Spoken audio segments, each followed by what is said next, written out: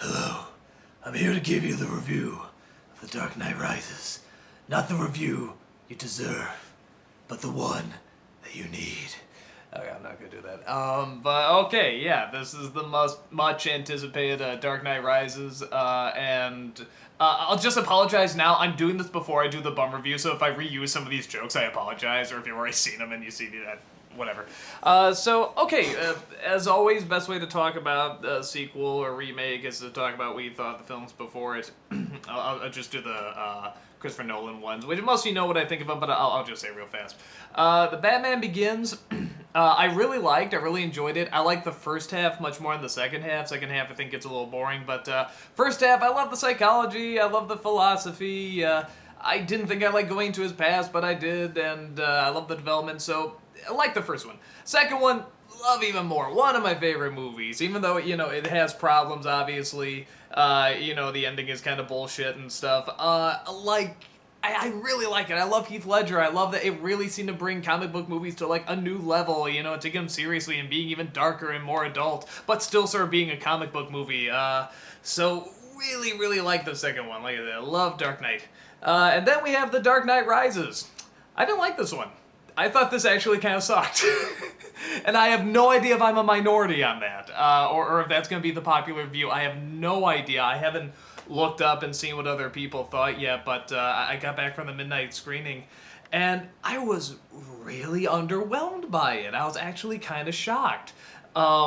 There's two things that I really, really like in it. One is Catwoman. Catwoman's great. Hathaway's fine. I think there could have been a better actress, possibly, but she does fine. She's having fun. She goes back and forth between being like, the damsel screaming and then, going to serious mode, it's like that was just for show. I mean, it's playing the different parts and the different characters, and she's having fun with it. She's more of a spy in this one.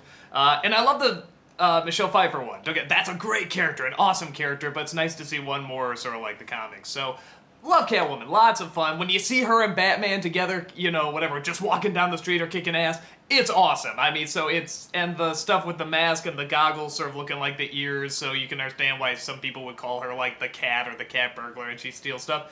It was smart. It was actually kind of clever, so love that stuff. Second thing that was awesome, Bane. Bane's pretty cool. I didn't think he would be, but they actually make him really enjoyable in just how much he's really soaking up and having it and having fun just being this villain. Everything you try to throw at him, I mean, it's just like, oh, you tried to fight me in dark now. I was born in dark. Hello, I see you. Pow! And he's very intimidating as well, and his voice, whatever, they give him some sort of filter or something so you can hear it better, and even though he should sound like this, he sounds like this, like his voice really projects somehow. But that's whatever, comic book stuff. Aside from that, what really sort of shocked me about this movie is that I couldn't give a crap what was gonna happen. The last, half hour or whatever of the climax, the city fighting, everyone's running in, the bat plane is flying, tanks, explosions. I was looking at my watch. I was so bored by this. And I think the reason for that is, one, they don't make the main character, they don't make Batman that interesting in this. They don't have him go through much of a dilemma. The other films did. This one, I mean, maybe he is, but they don't focus on it that much. At least not as much as they probably should. Not enough to get us, sort of like, wow, I feel what he's going through. We're going with him through this journey. So that's a problem. Two biggest problem is the motivation for the villains. This is pretty much the first film again. The exact same plan, except it made even less sense. It makes even less sense in this one than it did in the first one. The first one was, Gotham is a decaying city. It's horrible. It's like a diseased arm that needs to be lopped off so the rest of civilization can, live. Okay. I guess I'll buy it. It sounds a little goofy, but whatever. We'll go with it, okay?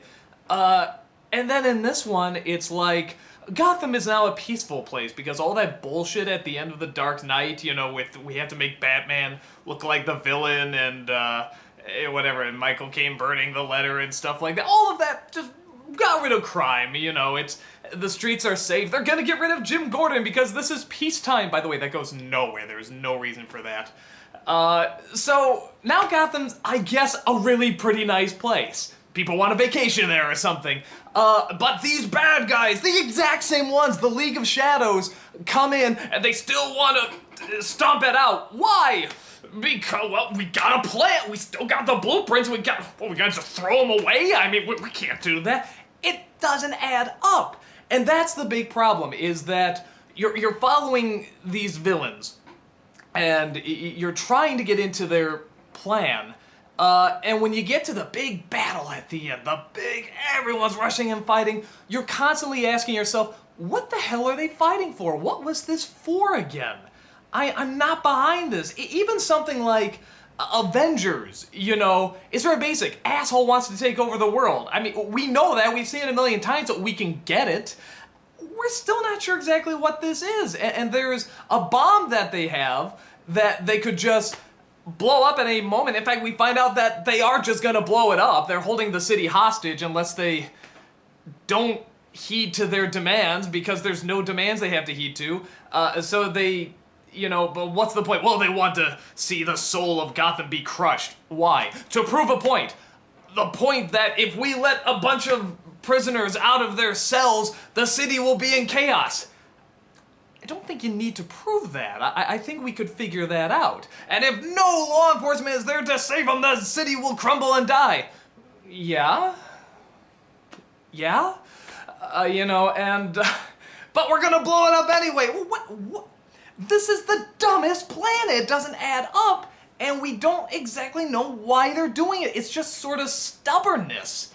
That's one of the many major problems. I mean, I should probably go a little bit into the story here. You know, it's a few years later after Dark Knight. Bruce Wayne is now like a cripple. Which, did I miss something in the last one? Like, he has a cane and he can, you know, just barely walk. When did that happen? I thought Batman was walking okay at the end of the first film, but he could ride the bike, you know. So, but he decides to, you know, seclude himself and get away from everything because the death of Harvey Dent was too much. You know, the death of his parents as a kid, you know, that was tough. But this guy who was nice, but then he turned out to be a jerk. Lock himself away from everything. He's like Howard Hughes. He's got the, you know, the long beard. And he's, I'm done. So that didn't make a whole lot of sense. But he decides to come back because Selena Kyle, you know, takes his fingerprints. You know, she's a cat burglar in this. You know, sort of playing both sides, having a lot of fun with it.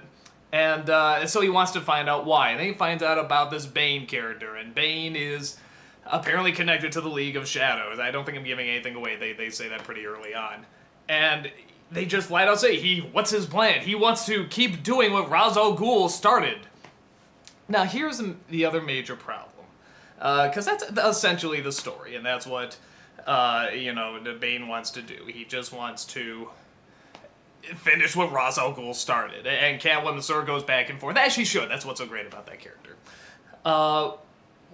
The reason that doesn't work is that then what is the purpose of the second movie? What is the purpose of the Joker? What's even the purpose of Two-Face? You could easily write these two things out and just have what's the purpose of framing Batman for the crime? Write that stuff out. Okay, go from Batman Begins, take out the Joker, all that stuff. I'm Batman, I'm in the city, I'm gonna make it great.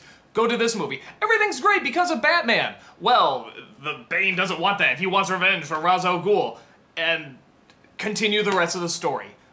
You don't need the second film. It's totally pointless. The Joker's totally pointless. Two-Face is pretty much pointless. And all those decisions they decide to do at the end, you know, with, I thought were kind of bullshit anyway, with Michael Caine burning the letter and Batman taking the blame and Gordon going along with it and stuff, really bites him in the ass. And everybody's saying, why the hell did you do this? This was stupid. And they're totally right. I mean, it's like, it just shot itself in the foot with its own logic. Because everything they did in that film is ultimately coming back, and everybody's yelling at them saying this was the wrong thing to do. And they're right, it was the wrong thing to do. It was a dumb idea.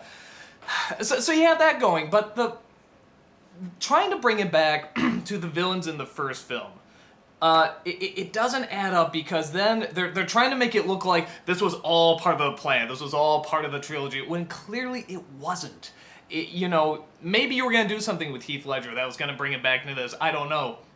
But as is, you have Batman Begins, which is its own sort of thing. The Dark Knight, which is kind of continuing it, but it's its own little thing. Dark Knight Returns. Just listen to the friggin' title. You're recycling the title. Batman Begins to Dark Knight Returns. There's not much variation there. Did you learn anything from watching the Rambo movies? Anyway. You have Dark Knight Rises. And we're just going to sort of go back to what the first film was doing. We're going to bring it back to that. This whole area with the Joker and Two-Face, where you were really raising the bar, remember? And you were trying something different and new and wow. And why are you stepping backwards? Why are you going in this direction? And what really bothers me is that from Batman Begins to Dark Knight, whether or not he did, you got the feeling that Christopher Nolan was sort of taking notes at what didn't work in Batman Begins. Like, the action scenes got so much better in Dark Knight. The villain got much more focus in The Dark Knight. A lot of the problems, even though I like Batman Begins, a lot of the problems with Batman Begins were fixed in Dark Knight, with the exception of a few. And then you get to Dark Knight Rises, and it's like, he didn't... Maybe because everyone did praise it so much, but there were still problems with The Dark Knight. And one of them is that goddamn voice, and I swear to God, he's doing it on purpose now. He's making it sillier. This is the... And I don't blame Bale for this, I really don't, because Christopher Nolan is watching this, and even if he doesn't see it on set, because I understand that, the ear and audio, I understand that, in editing, do something to that voice, dub it, give it more bass, do something. You fixed Bane's voice, that sounded great, it didn't make a whole lot of sense, it's unrealistic, but it sounded great. Why couldn't you do it with Christian Bale? Everyone's made fun of this voice. It's the funniest goddamn thing in this movie. He's sounding like he swallowed Donald Duck or something. It's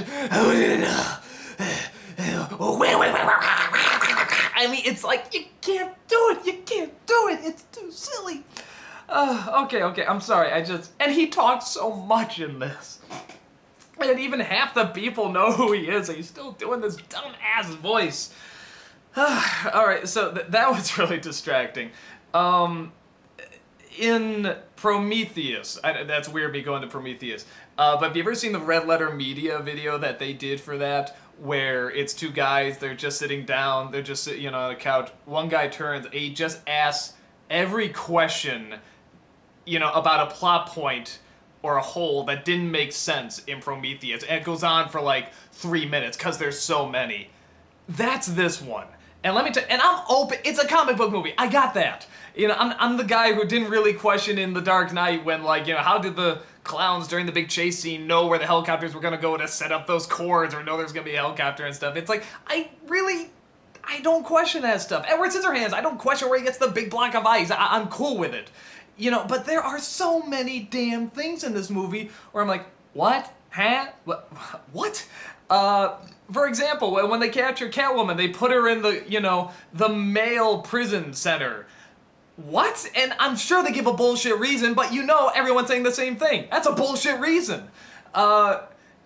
They put Bruce Wayne in this prison for a bit, and he has to find out a way out, which, by the way he finds the way out is extremely underwhelming, and it's supposed to be like the big build-up of the movie. The title of the movie comes from this, and it's like one sentence, and it's not that big a development, or at least you don't see him go through a big development. He just tries something, that worked.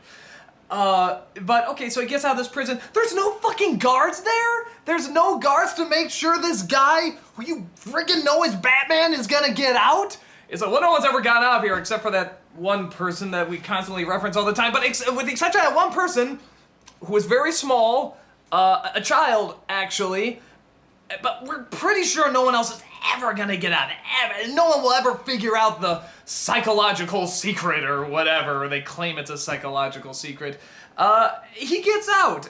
Apparently this is in like India or something like that. Makes his way back to Gotham, like just on the street, you don't know how. And you got, nobody can get on this goddamn island now because they closed off all the bridges, there's army and military. He gets on in like 2 seconds. He flies from India, gets back to this island that has military all over the place and terrorists all over the place, and he gets back fine. I mean, he's just like in the corner, like you see somebody go, hey, what's up? I mean, it's... There's a lot of that. There's a lot of these things that distractingly don't add up. And for films that try so hard to show how all this technical stuff happens. Like, okay, for example, the opening, which I'm sure a lot of you have seen, where Bane escapes with the plane.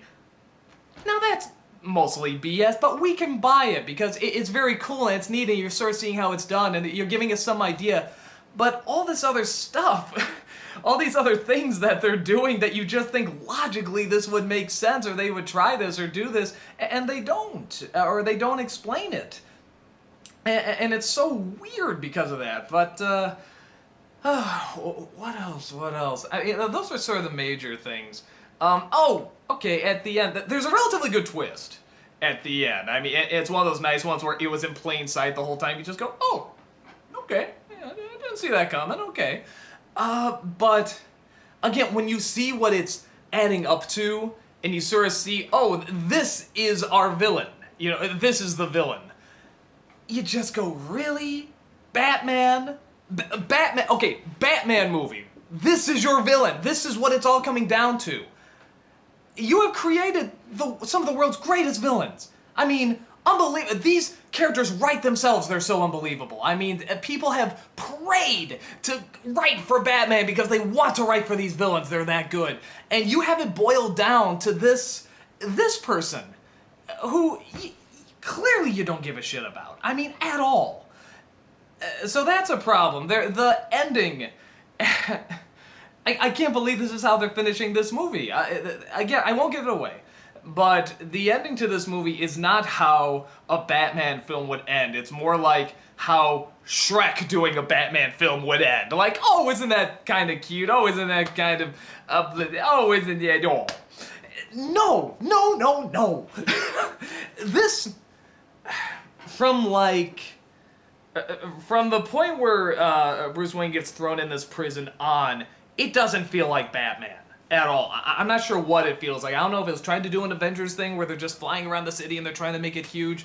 Which I feel bad saying because it looks like a lot of time, a lot of money, a lot ever went into this, and a lot of the stuff is really there, and a lot of the big crowds, and a lot of the fighting, and it's very impressive, but you just don't give a shit. You don't give a shit about what happens to the city, or Batman, or what the bad guy's plan is, and you're just you're constantly asking, why should I care about this? Why should I care about the bad guy's plan, about if Batman saves them, or any of this? Because it just seems like it's what we've done in the first film, just stretched out longer and made bigger. You know, at least with the second film, they're going to sort of this anarchy, and you don't want the Joker to win because you want to believe in the best of mankind, but you know where the Joker's coming from, and you can sort of understand it. Even though you don't agree with it, or maybe you do even, you don't want to be on his side. But it's very challenging not to because you are sort of agreeing with some of what he's saying. So that's great. And even the weird plan in the first Batman, in Batman Begins, it kind of makes sense. Like, you don't agree with it, but you're like, well, okay, I guess that analogy can almost work. In here, it just doesn't add up. It just seems like stubborn dicks that somehow got this really big budget and all these henchmen and stuff, and yet they still don't put guards at the prison. So, and yeah, like I said, another big issue with it is that you don't really feel the hero's journey on this. You don't feel what he has to go through to, you know, achieve this greatness, and that chant, that dishy, pasta, whatever it's called, you know, is played throughout the whole thing. It means rise, rise, rise. So they're really building up this thing where the Dark Knight rises. He you know, comes back again, stuff like that. First of all, he comes back pretty quickly. You know, they're making it like, you know, he's gone for, you know, like halfway through the movie he comes back and everyone's gonna cheer. He comes back pretty fast. I mean, nothing really snap. You know, it's like, oh, I guess I should probably put the bat suit back on. Yeah, you know, I'll do it. Come on, let's go. So, I mean, even that's sort of underwhelming. Um, what else? What else? There's so many. I mean, this is one of those things where I could just go through the movie and just do like bullet points, like what I don't like about it and what doesn't work for me. So I guess maybe I'm a little harsh, just saying like, oh, it sucks. I don't think it sucks. I mean, because there's some good stuff in it, but for the direction these movies were going, and to take this direction, and for us not to be invested, for me not to be invested, really kind of surprised me. And to keep doing the Batman voice too, and all that stuff. So okay, I'm trying to think. If there's anything else that I really need to address. Oh.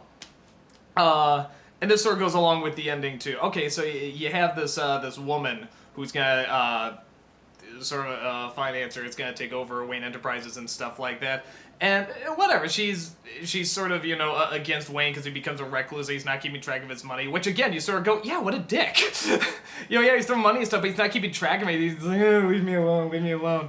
But okay, he gets his act together and he tells her about this machine that I guess he sort of invented in his spare time, or there's probably a story to it, but it was just explained so fast. But can also be used as a weapon, of course. That's why he wants to keep it secret. So he sort of shows her this, and they're trying to get the company back together and stuff like that. And then all of a sudden they're fucking. It's the hell happened? There was no chemistry at all. It's like just suddenly they're bonking each other. It comes out of nowhere. It's like he used that robot line for Prometheus. Hey, are you a robot? Oh, do me. It made no sense at all. And then on top of that, we don't really know if him and the Catwoman are supposed to be an item, really. Sort of near the end, you sort of get, well, wait, are they? Maybe they are. I don't know. But again, it's the final film, so this is what they're sticking with. And at the very end, I guess there's kind of a clear answer, but it's not one that you were like, yeah, I see how they got to that point. I think the only other thing I'll talk about before I say who probably like it, who wouldn't, is it really is, sadly, sort of an example of when there's too much story and not enough character. Some of them are good. Catwoman's a good character, Bane's a good character, but like the first half hour of this movie is just exposition. Well, what happened here? Well, this and this and that and that. Well, who's that? Well, that's him and her and blah, blah, blah. Well, where's this going? Well, that's going to here and there and blah, blah, blah. I mean, and a lot of it's really forced. I mean, just like, just shoving this shit in your face and just talk. We're doing this. Well, we're doing this. We're doing this. We're doing this. That's that person. That's this person. What's this thing? Well, this is that. And it does not flow. You're constantly aware you're hearing exposition. And they're not introducing much character, again, with the exception of Bane and Catwoman. And that sort of follows it through. And like I said, when you get to the hero's quote-unquote journey in the middle, in the prison, you don't feel like he's going through hell. You don't feel like he's really, that he's risen. He is, he's rise, as they keep chanting. By the way, they chant this thing about 1 million times a day, only on like, whatever, day 10, does he ask, what does that mean? Really? You never... People on the internet are like, what does it mean? What does it mean? When they saw the trailer, they saw it for like the first minute, and they're like, what does that mean? You waited 10 days to ask? What does that chanting mean? On like his 5th attempt trying to get up this thing, and... I'm nitpicking. I don't think it's nitpicking, but I'm going out of order here. So it really is one of those films where, and the Batman films, actually a lot of the Christopher Nolan films have always sort of had that problem. That there's much more story than there is character. There's usually enough character. You usually get like one really, really strong character. The Joker was that really, really strong character, in Dark Knight. Or actually, of all things, Batman was actually for a while a really, really strong character in Batman Begins. So that usually sort of carries it through okay. But in this one, it's just overload. And you're just tired of it, and you don't know why you're supposed to be rooting for this, or what the big journey is, or any of that. So that's pretty much, those are my issues with the movie. And there are some good stuff, there are some good effects, And I do like Catwoman, I do like Bane, but everything else I just couldn't get into at all. Okay. Who would like this film? My guess is that people, it's gonna sound weird, people who like Prometheus would probably like a film like this. Someone that wants something really basic. Or just wants some basic action. You might be a little bored by it at times because it is extremely long, but you can sort of follow, and you can follow it enough.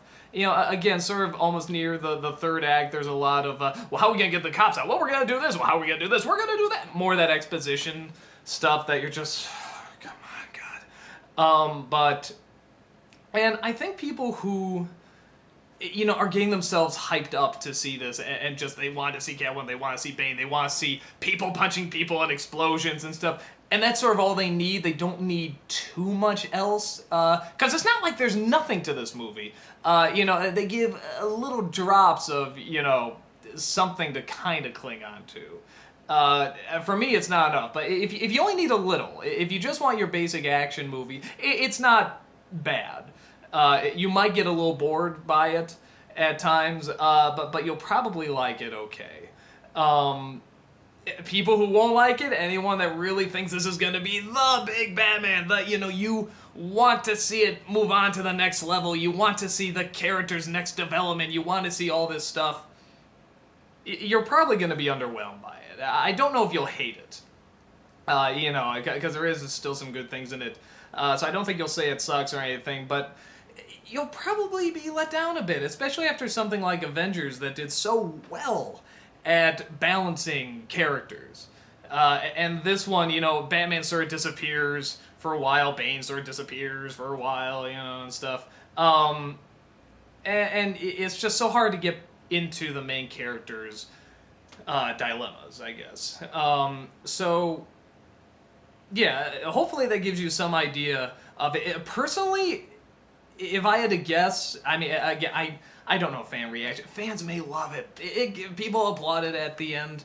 I really don't know if people are going to be like, Doug, you're a fucking asshole for this, or if people are going to be like, yeah, dude, that's what I thought. So I really don't know. I don't know how people are going to accept this film.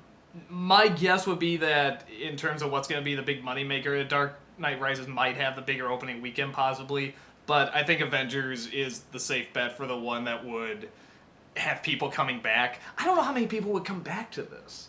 That's what I find so interesting, because it is so long, and there is just so much talking, explaining, exposition, and there's not something you can really get behind. Avengers, again, is very simple and just stuck to it. It has a lot of complicated things going on, but when we get down to it, it's a very basic story, and people like that. And it's good action. So, yeah, that's pretty much my 2 cents about it. I could possibly be a little too harsh on it, maybe, because like I say, it looks like people worked really hard on it, and it's not without any character. There's some good stuff, but it did not do anything for me, and I'm a Batman fan. I liked Dark Knight, and I liked Batman Begins, but this did not do it for me, and I really don't think it's a satisfactory ending, by any means, really. In fact, it's almost, like I say, it's almost like a joke ending or a dumbbell ending, like, wah. I don't want to give away too much. So just personally, not a fan. If you like it, great. It just didn't do anything for me. So that's about it, guys, and I'll talk to you later.